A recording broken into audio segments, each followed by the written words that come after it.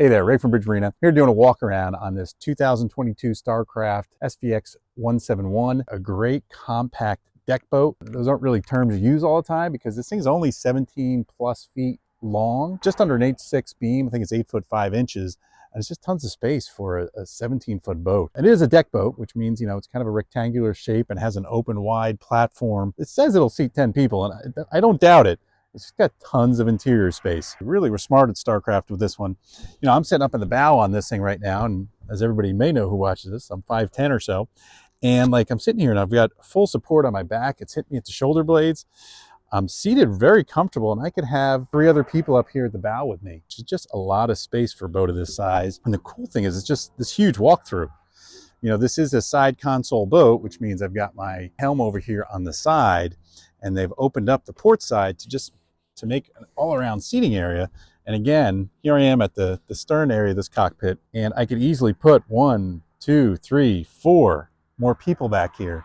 So if we count that out, I've got 4 here, 5, 6, 7, 8 people on this 17-foot boat, which is a lot of folks. And again, its capacity plate suggests 1,400 pounds or 10 people. As far as amenities on it, it's got a lot of storage, which is great. As most boaters know, you want a lot of storage. It's all hinged, which is nice on the port and starboard side. Same here, back in the aft cockpit. Again, more storage under our seats. A nice large ski locker, which actually this one has.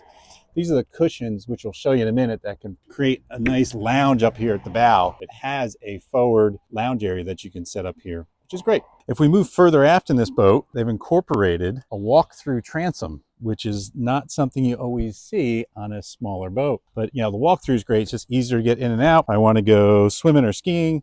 Easy for me to get into the water here where my ski ladder is. And I still do have access over to the port side of the boat, which is just great when you're pulling up to the dock or you're doing water sports. It's nice to have all that access to the boat. And speaking of water sports, it does have a removable ski pylon, so you can just hook right on here if you're doing water sports. Good amount of storage underneath in the ski locker for wakeboard skis, things of that nature. Final thing does come with a bimini top. It's a nice bimini top. I wouldn't say it's the best one I ever saw, but it's a solid bimini top. Does the job. It'll cover about a half of this boat. It does have a painted trailer with a breakaway tongue, which is nice. If you're putting it in a garage, you got a tight spot, you can turn that tongue away so the boat takes up less space while it's on a trailer. Great colors, 3 tones on it.